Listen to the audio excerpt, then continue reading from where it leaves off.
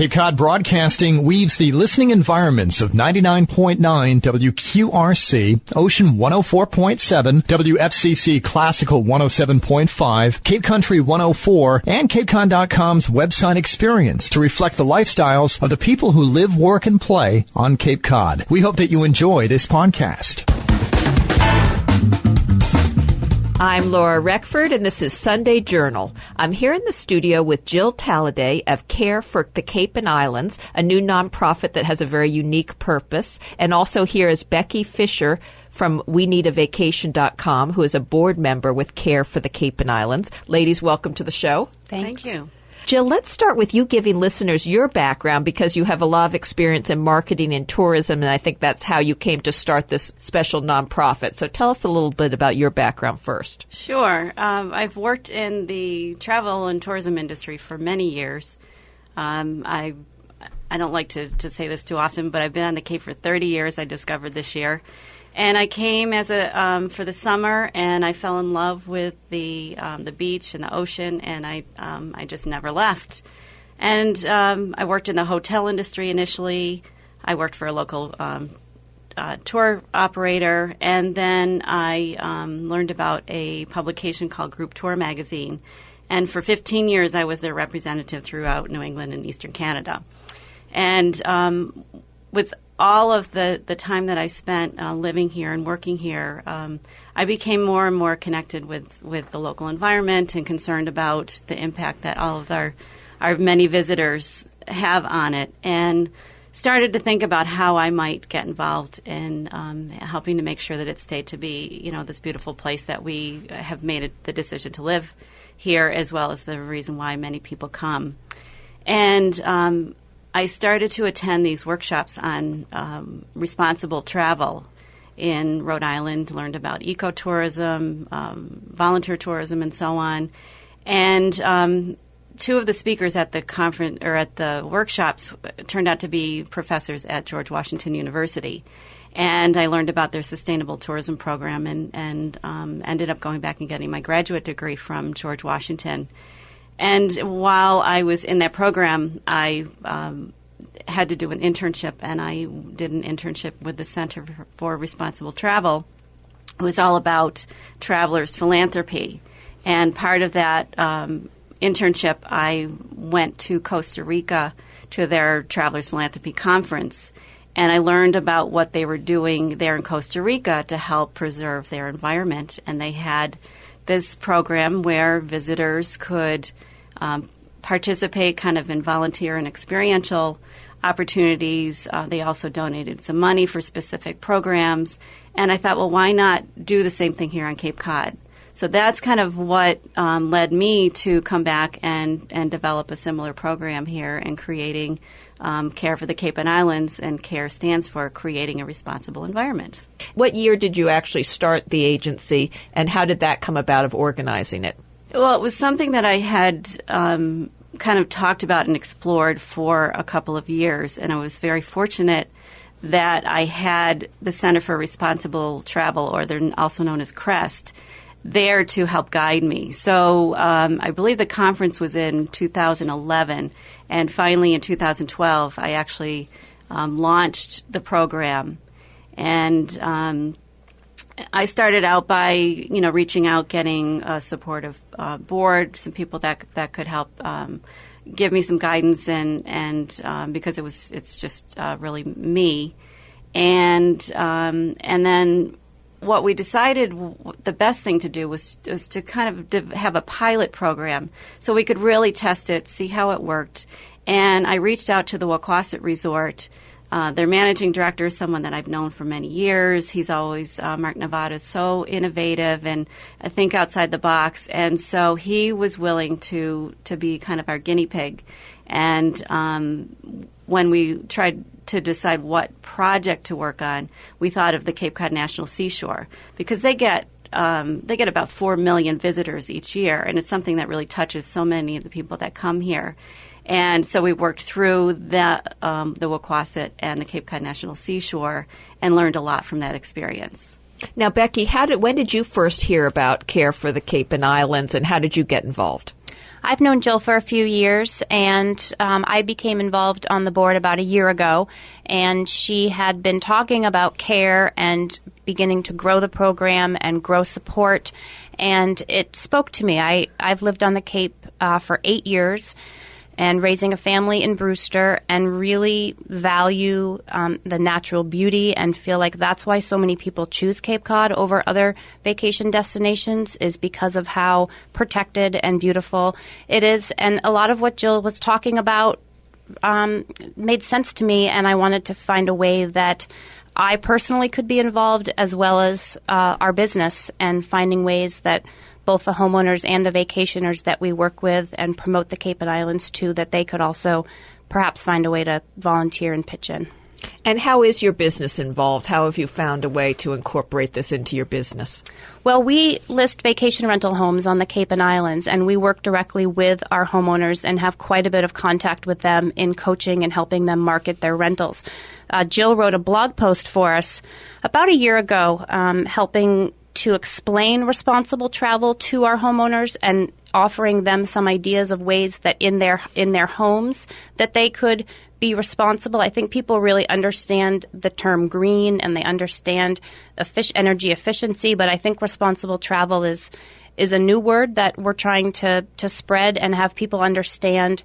And so we have been promoting kind of Jill's information and mission to our homeowners. And we should take sort of a little step back here and explain the mission of CARE for the Cape and Islands. And as you said, CARE is an acronym that stands for Create a Responsible Environment. And essentially you're trying to, if I understand it, educate the region's tourists about how fragile the Cape is, and then involving them in this concept of preserving the Cape. Is that right? Right. It's really about connecting the visitors with specific opportunities to support the long-term sustainability of the region, whether it's through volunteering, through donating money, or by offering their expertise.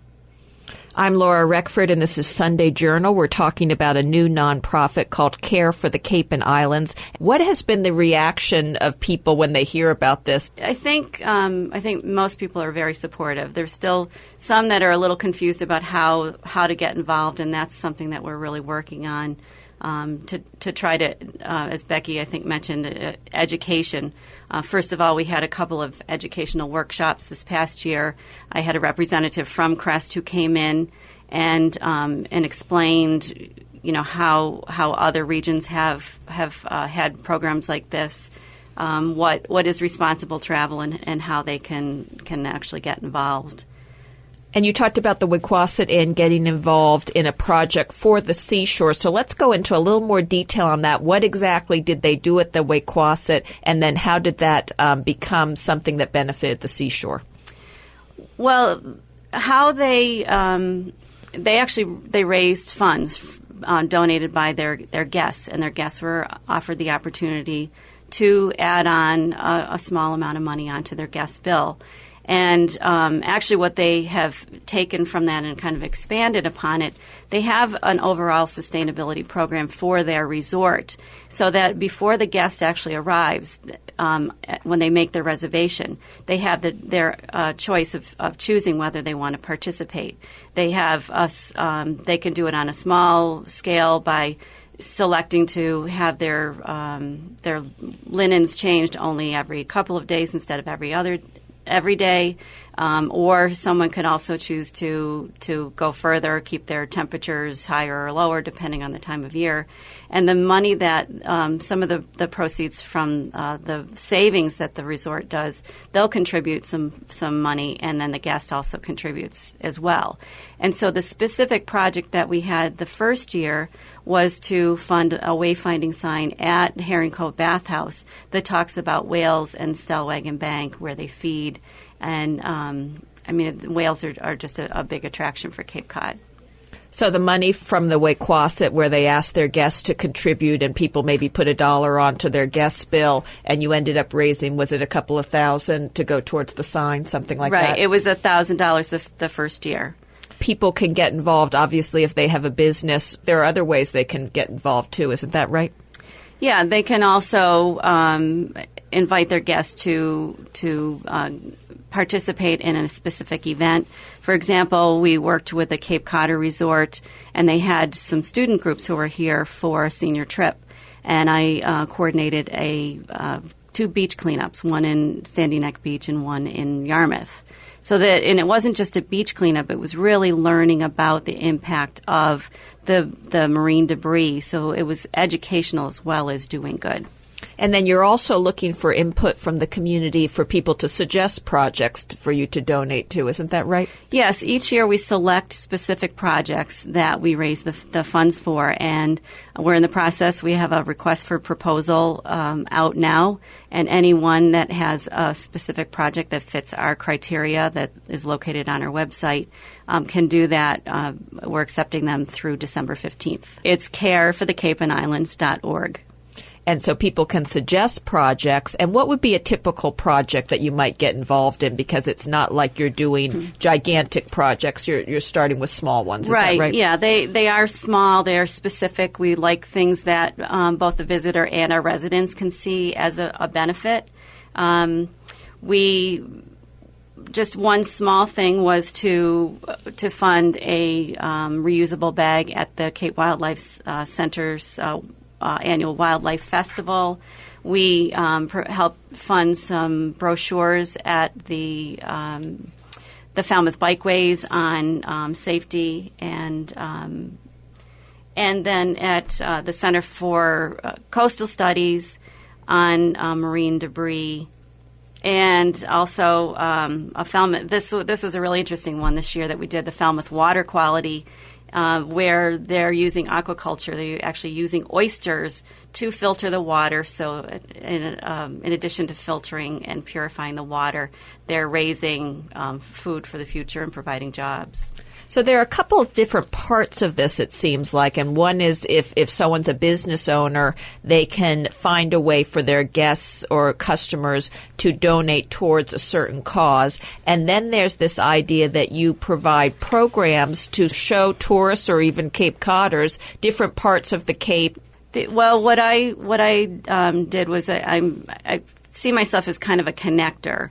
And so I connected the group, I coordinated it and involved a representative from the Center for Coastal Studies. So there was an expert there talking about the educational or the environmental impact. I'm in the process of doing kind of an inventory of opportunities that are out there, and I'm going to be doing outreach more and more to the resorts and to the tour operators, so that they know that they can actually build into a package, or if they have a corporate group that's coming, many of them are looking for corporate social responsibility opportunities, so that I can have that information available and help them put a specific project into the trip. Now, is it a 501c3 so people can donate, or are you working towards that? I'm working towards that. I'm actually working, one of the things that CREST has provided is their 501c3. So we're actually considered a project of CREST. So I'm a 501c3 under their umbrella. And people can look up CREST, and you talked about that a little bit at the beginning, but why don't you review what CREST is again for people? Yes, they're the Center for Responsible Travel. They're based in Washington, D.C. They provide education and consulting and do a lot of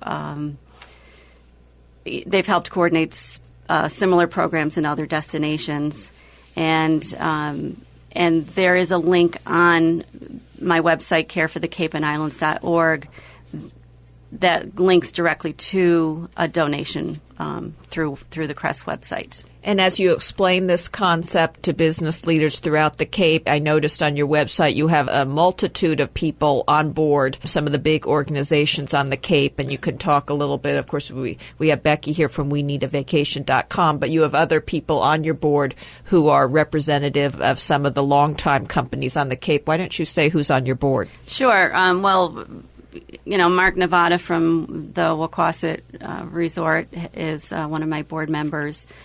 Michelle Pino, who has a tour company, Northeast Unlimited Tours. She's been a great cheerleader. And and not board members, but members, because that's some way that people can get involved and support CARE by actually becoming a member. Cape Air is one of our members, and they did a great article on in their on-board publication this summer.